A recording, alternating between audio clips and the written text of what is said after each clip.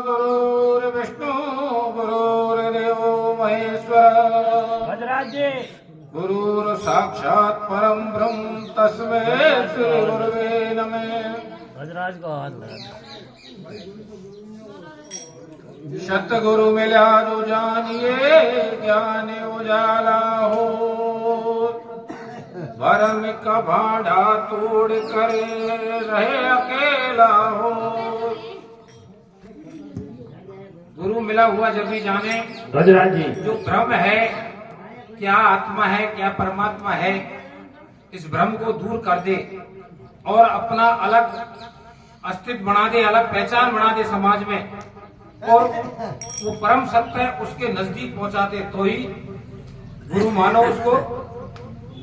जब हम बुराई के मार्ग पर चल रहे हैं तो गुरु हमको भलाई के रास्ते पर ला सकता है, ऐसा ही गुरु परम गुरु माना जाएगा। जब तक हम भलाई के रास्ते पर नहीं आएंगे, जब तक जिस सत्य का बार बार जिक्र आ रहा है उसका अनुभव नहीं कर सकते।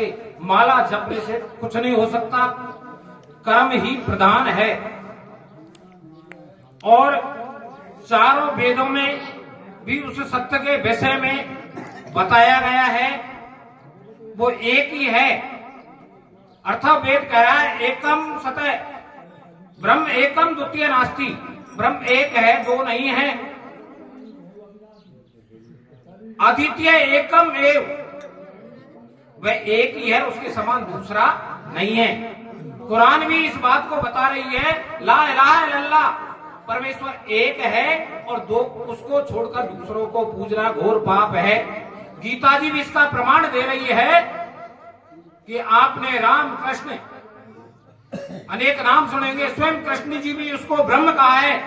मां कोई देवी दुर्गा का उल्लेख नहीं है, केवल ब्रह्म, यानी वो परम सत्य है, उसी की ओर गीता जी बार बार उल्लेख कर रही है। आप देवी पूजे, दुर्गा पूजे, पितृ पूजे, हर एक में पूजा उसी की ब्रह्म की हो रही है। ये गीता जी स्पष्ट प्रमाण बता रही है। यजुर्वेद कह रहा है न तस्य प्रतिमा अस्ति, उसकी कोई मूर्ति नहीं है। तो मूर्ति नहीं है तो शरीर कैसे हो सकता है? शरीर मन मूर्ति, उसकी कोई मूर्ति नहीं है। वो दुनिया की मूर्ति गढ़ता है, सभी जीवों की मूर्ति गढ़ता है, उसकी मूर्ति गढ़ने का किसी को हक नहीं है। ये परम सत्य है। वेद उसको, चारों वेदों में उसको निराकार बताया गया है, उसका कोई नाम नहीं बताया गया है, न उसका माई है न बाप है, न उसकी कोई संतान है। संतान है तो सब जीव हैं। अपने आप सिस्टम चलता है उसके भय से। जो दुनिया नैतिकता के दायरे में जी रही है उसके भय से ही है, उसकी लाठी की वजह से दुनिया जी रही है कि यदि हम कोई गलत करेंगे तो हमको दंड भोगना पड़ेगा। और उसकी अदृश्य शक्ति इन 84 योनियों में से एक योनि के पास है जो दिखती नहीं है, और जब वो मार देते हैं तो वैज्ञानिकों की मशीन फेल हो जाती है, उनकी बीमारी को कोई जांच नहीं सकता। जो अधर्म के रास्ते पर चलते हैं, उस परम सत्ता को नहीं मानते हैं, उन्हीं पर वो सत्ता, वो लाठी चालू होती है। और ऐसे ही लोगों को गंडे ताबीज की जरूरत पड़ती है। कहते हैं कि हम तो बहुत दुखी हैं, आपने किसी जीव को सताया होगा, आपने धर्म की मर्यादा का उल्लंघन किया होगा, प्रभु की सत्ता को स्वीकार नहीं किया होगा, इसलिए आपको गंडे ताबीज की जरूरत पड़ी है। उनका ऐसा अंकुश है।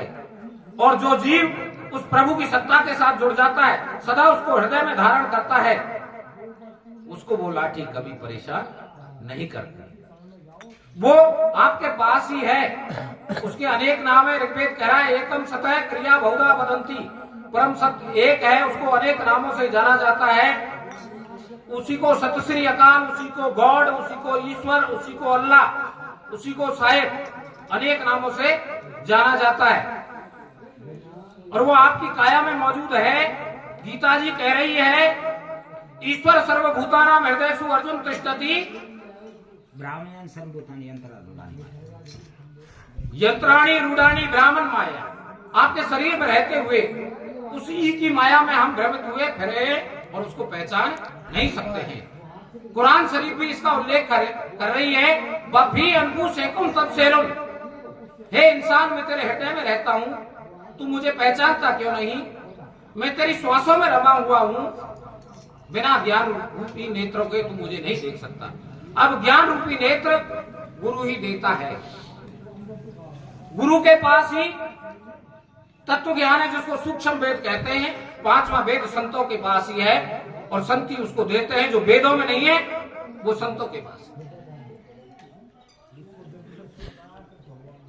मनुष्य दुखी है तो स्वयं के कर्मों से है। एक किसान कड़वी को खूब सुरक्षित तरीके से लगा लेता है, चारों तरफ उसके बाढ़ बेड़ दे, तो सोचता है इसको कोई जीव नहीं खाएगा। यदि उसके अंदर दीमक पैदा हो गई तो सारी कड़वी को खा जाएगी। और किसी परिवार का कोई मुखिया होता है, पूरे परिवार को संगठित कर ले कि एक आदमी नहीं खसकना चाहिए भाई, बंधन में रहना है, संगठन बना के रखना है। लेकिन उस परिवार में यदि बुराई रूपी दीमक पैदा हो गई तो पूरे कुनबे का पतन कर देगी। सुखी रहने के लिए 5 बातों का होना जरूरी है। अच्छा खाना, अच्छा पहनना, अच्छी मेहनत, अच्छे लोगों की संगत, सदा परमात्मा को हृदय में धारण करना। जो खेल चालू होता है वो भोजन से चालू होता है। सारी प्रक्रिया भोजन से चालू होती है। छांदोग्योपनिषद में लिखा है, आहार शुद्धे सत्व शुद्धे सत्व शुद्धे ध्रुवा स्मृति स्मृति लंबे सर्व ग्रंथि नाम विप्रमोक्ष है। जब हमारा भोजन शुद्ध है तो हमारा अंतःकरण शुद्ध है। यदि अंतःकरण शुद्ध है तो हमारी बुद्धि शुद्ध और अटल होगी। जब बुद्धि शुद्ध और अटल है तो हमकी ब्रह्म की जिज्ञासा रखने वाले जो जीव हैं उसकी ओर आगे बढ़ जाएंगे, उसकी प्राप्ति का रास्ता खुल जाएगा। तो भोजन शुद्ध नहीं है तो कुछ नहीं है। कर्म ही प्रधान बताया है। कोने काऊ सुख दुख कर दाता, निज कृत कर्म भोग सब भ्राता। रामचरितमानस कह रही है, कौशल्या कह दोषन काहू, कर्म विवश सुख दुख क्षति लाहू। कठिन कर्म गति जान विधाता, शुभ अशुभ सकल कर्म फलदाता। जो है सब कुछ कर्म है। जब हम दूसरे का पतन करने का प्रयास करेंगे तो उसकी लाठी पहले हमारा चौपट करेगी। कि ब्रह्म के स्वरूप अनुभव में ऐसा आया है कि हर काया में ब्रह्म का वास है और संसार में पुज रहा है तो वो ही पुज रहा है। जब हम दूसरे का पतन का प्रयास करेंगे तो ब्रह्म का स्वरूप हमारी काया में शैतान का स्वरूप होकर पहले हमारा चौपट करेगा। जब हम देव रूप धर्म नीति पर चलेंगे, मर्यादा में जीवन जिएंगे, सहयोग से चलेंगे तो ब्रह्म का स्वरूप देव रूप में हमारी मदद करते हुए हमारे घर को आगे बढ़ाएगा। जब हमारे काया में जो असल प्रेम है जो पैदा हो जाएगा, जिसका शास्त्र रामचरितमानस उल्लेख कर रहे हैं कि हरि व्यापक सर्वत्र समाना, प्रेम से प्रकट होए में जाना। लेकिन उसको खोला नहीं। वो कौन सा प्रेम है? वो प्रेम है वासना रहित, विकार रहित, त्याग में ही प्रेम। उस प्रेम के अंदर परमात्मा का वास है। इस रास्ते पर आने के बाद उसका अनुभव कर सकते हैं। है तो इस काया में है, उसका कोई अवतार नहीं होता है।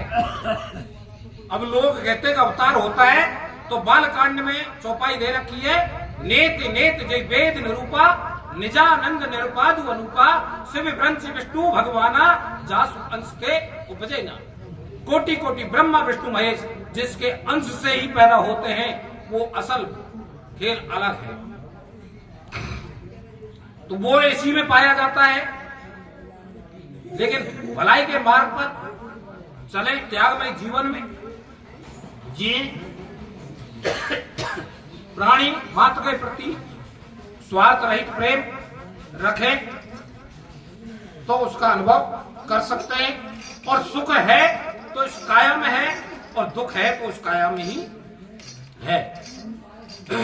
जब मनुष्य की काया में भलाई का प्रवेश हो जाएगा उसी दिन उसके घर में और काया में सुखों की शुरुआत हो जाएगी। जिस दिन मनुष्य के शरीर में बुराई का प्रवेश हो जाएगा उसी दिन उसकी काया में और घर में दुखों की शुरुआत हो जाएगी।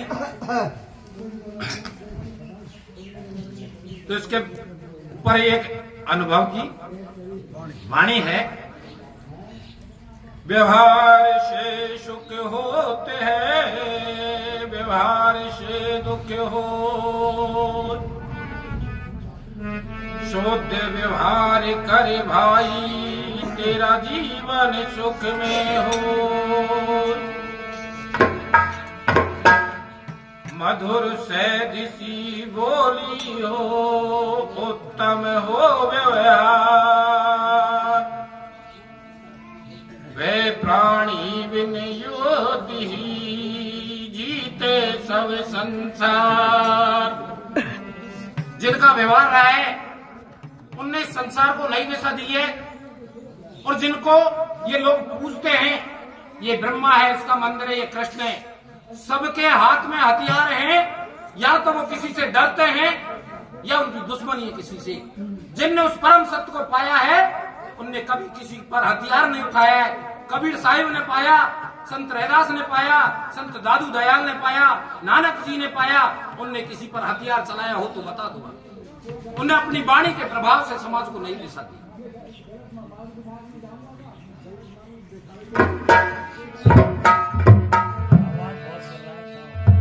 अरे पाओ पाओ जी, काया में सुख पाओ जी।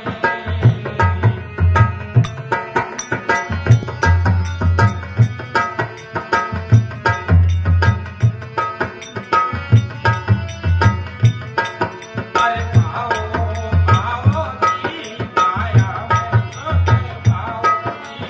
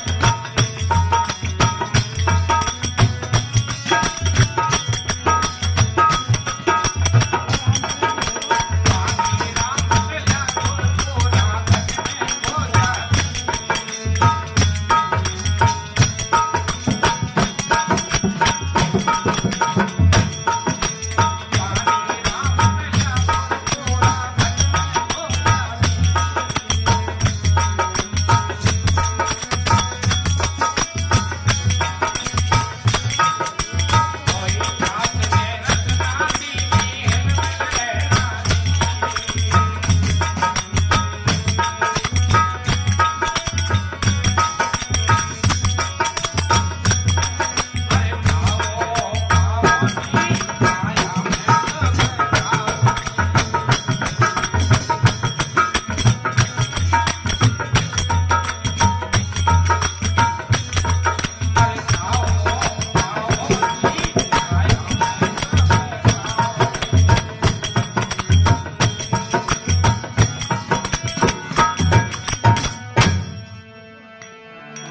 तो यही पाया है, अपने आचरण सुधर जाए, हमारी काया में भलाई का प्रवेश हो जाए तो हमें सुखों की प्राप्ति हो जाएगी, हमको दर दर नहीं भटकना पड़ेगा। और जब भलाई का प्रवेश हो जाएगा तो सारे गंडे ताबीज दूर भग जाएंगे, गंडे ताबीज बंधवाने की जरूरत नहीं पड़ेगी। और इस स्थूल शरीर का भोजन है तो अन्न है और आत्मा का भोजन है राम नाम। अब जिन देवों के चक्कर आप लगाते हो उनको आप बतासे तो फोड़ते हो, लेकिन जो उनका भोजन है उस भोजन को आप देते नहीं, वो कब तक बेचारे भटकते रहेंगे। उनको मुक्ति के रास्ते में आप सहारा नहीं दे सकते, उनको राम नाम नहीं सुना सकते और कहते हैं कि हमको शांति मिल जाए। जब तक आपके पूर्वज हैं वो दुखी रहेंगे, जब तक दुनिया में कोई आपको सुख देने वाला पैदा नहीं हुआ। जय श्री राम। बहुत बहुत बढ़िया।